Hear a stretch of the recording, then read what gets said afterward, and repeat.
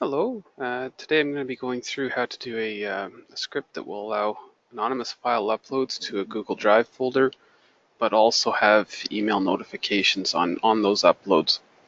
It's a pretty straightforward script.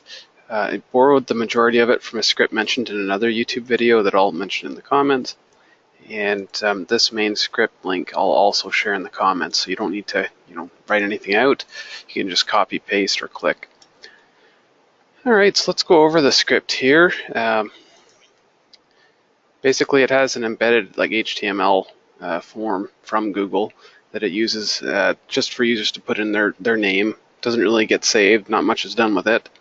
And then they can upload the file. So it's very basic, has a little Google logo. We'll see it in a few seconds. From there, this variable here, Dropbox, this is used to define the name of the folder that you're going to use to upload the files to. So you'll want to change this field here. And well, before we get into that, you're going to have to make a copy of it. So File, make a copy, because mine is read-only here, this template. And now we can start editing things. So you want to edit the Drive folder name to whatever you have on your Google Drive. If there's a particular folder, maybe it's called Uploads or not. If you don't have one, I believe it'll just go ahead and make one called Dropbox. After that is defined, then you can define your email settings down here. So who do you want the to field to be? So that's this first one here. Next one is from. Next one is the subject. Next one is the body. Fairly basic, but the original script didn't have this mail portion, so I've added it, tested it, works great, and I'm sure other people will appreciate it as well. So once you've edited everything and you have it the way you like it, you want to save it first. Little save button here, and then publish is deploys a web app. Takes a few minutes here.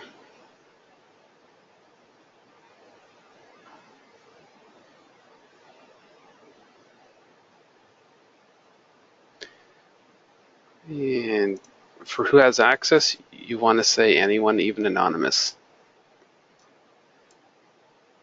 Now, if you know it's going to be restricted, you can maybe change that with some other settings, but for the purposes of this tutorial, let's just leave it open and then deploy. It needs your permission in order to access your Google Drive, so you want to review that.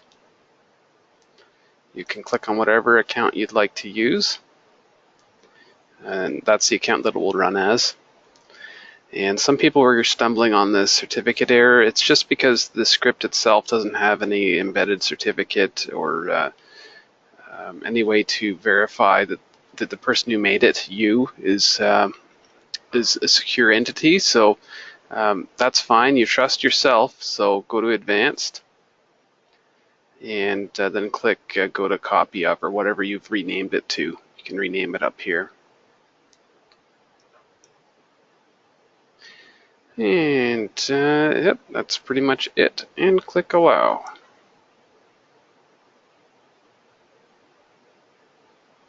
Alright, so now it's giving you the URL for the script. It should say it's more or less a web form at this point. So I'll open a new tab and take a look.